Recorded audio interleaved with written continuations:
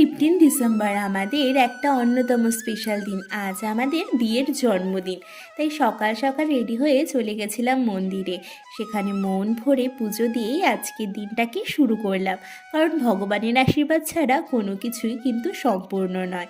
তারপর চলে আসি বাড়িতে, আর বাড়িতে সবাই চলে এসেছে, তাই আড্ডাও বসেছে জম্পেশ। এখানে দেখো দিদা, মাসি, মা, মামি, বুনু সবাই।